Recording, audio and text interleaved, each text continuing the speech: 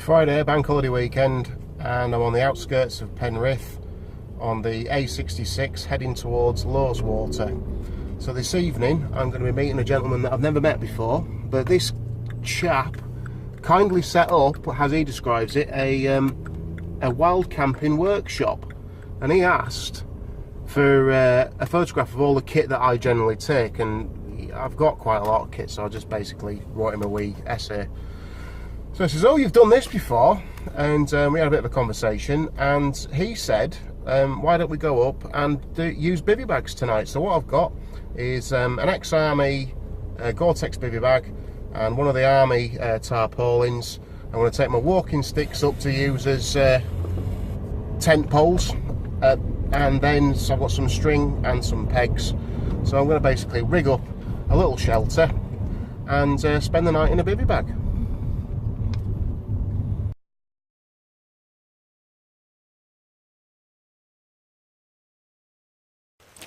Right, this is Chris. We've been probably walking for about half an hour or so, and we're already losing light. We've kind of not so much got a definite plan, a grid reference where we're heading or anything like that. This is kind of where we're walking through. So I've gone for the bivvy option. If you see the state of my rucksack, it is horrendous, and then you look at what Chris is carrying in comparison, and he's done this before a few times, you can tell. We're going to just find somewhere to pitch. There are a few bugs. I haven't brought a bug net. I have got smidge, but I haven't got a bug net, so I might not be this handsome in the morning. But we've got to go and find a place to give this tarping a go and get comfy.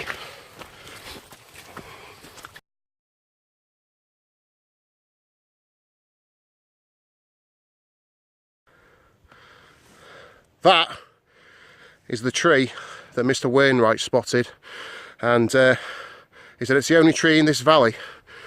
So just to my right is another tree, and it is there, which we're going to cut down because everybody else gets confused and think that that's Wainwright's tree, and it's not. So Chris and I are going over there now, and that's going to be our fire.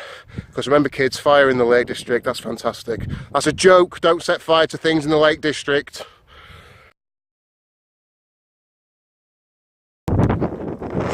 It's pitch black. We've been walking for what, 20 minutes, and Chris has only just put his head... Yeah. From the car? Nah, since it got dark. Chris has only just put his head torch on, and God love him, he keeps blinding me with it. I've learnt something: don't put your head torch at the very bottom of your Bergen, because it's going to be a pain in the backside to get out when it's dark.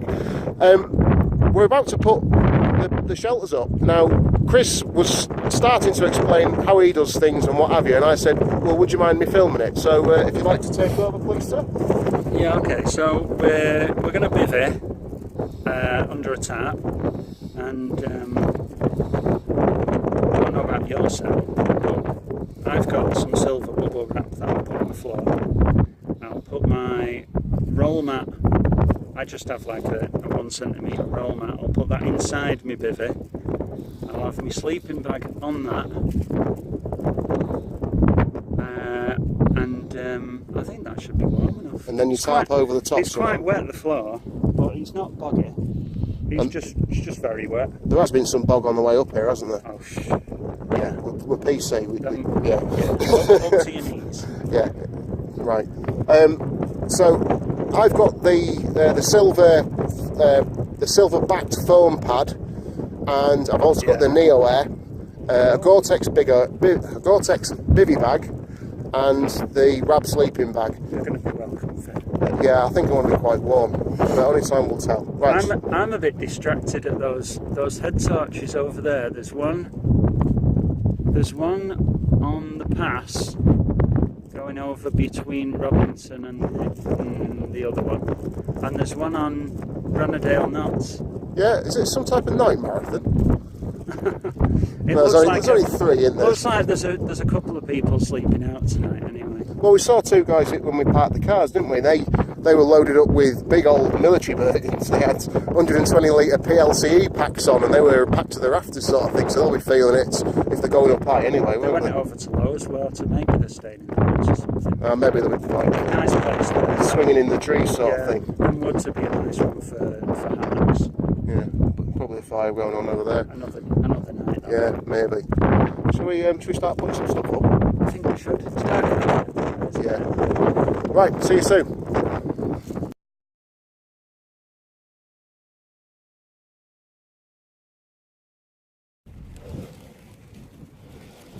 Well, I'm out of breath because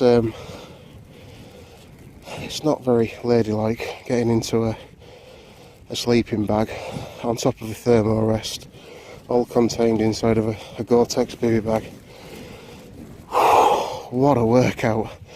You can see your breath in front of your face outside, but the sky is so clear. Chris and I have been sort of gassing outside, and fantastic evening. So I hope I make it through. My feet are sort of dangling out into the night sky, but if the sky's clear, or if it's not so misty in the morning, we should have a really good show out of our gap, which isn't a door, it's just a gap. Bivvy bagging. Right, I've had a great time so far, so catch up with you in the morning.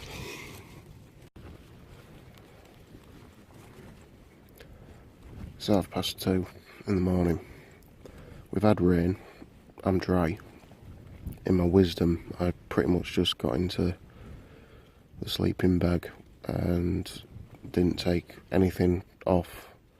I was quite cold when I stood outside. Well, now I'm caught between a rock and a hard place because I'm warm. I mean, really warm. I read a book of the Bivvy, and there was a paragraph in that goes, in a bivvy bag, if you're wet you're warm, if you're dry you're cold. Well, I'm very warm and I'm very moist, so I'm going to classify that as wet. There's not much chance of me getting any sleep tonight. I'm claustrophobic, if anything. I've got I'm at the narrow end of the tarp, and it's just you're so up against all the, the tarp itself, and everything's moving, and I don't know whether it's just the size of the tarp, how it's rigged, or what, but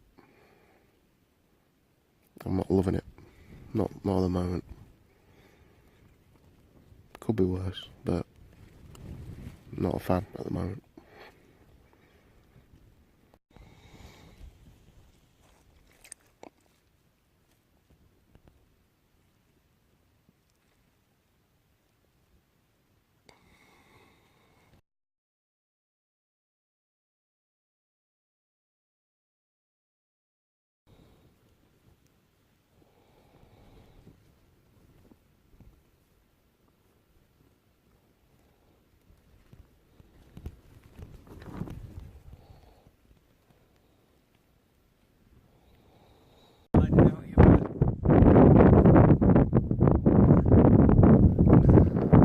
It's not the inversion I was promised. It's in writing. I did get back to you on that. Yeah. Well, I went to bed in my down jacket. Yeah. I used mine as a pillow.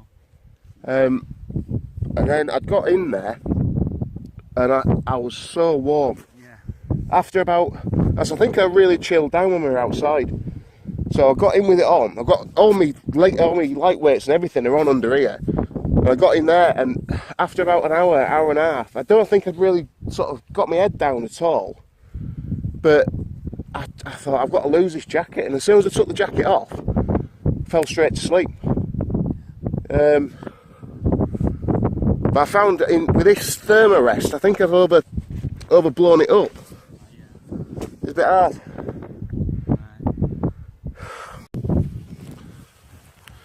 Chris has just pointed out, that's buttermere. that is actually buttermere. I know on a previous video I may have said that Brothers Water was buttermere. That is buttermere.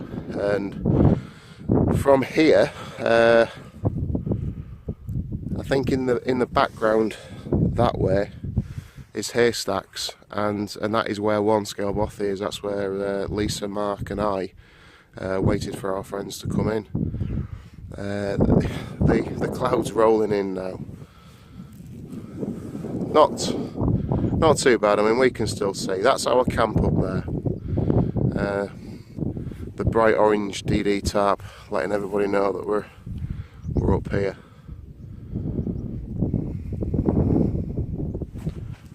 And back round to Buttermere.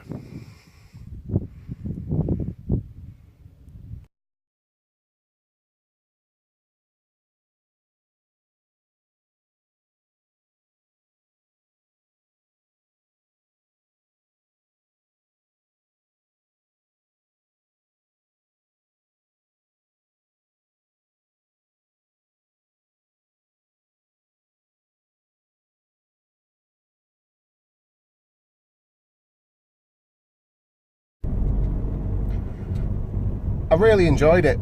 I've just left Chris in the car park. He's off on another walk, and a lady's joined him. She's come all the way up from Surrey, so they're off on the fells again now. And looking back, I would do things a little differently. I would definitely give it another go. And yeah, there's room to improve. He definitely didn't kill me. I wasn't wet. I was very, very warm. And it was an experience, brilliant experience. So yeah, I hope to see Chris again. Only time will tell on that one. Yeah, fantastic night.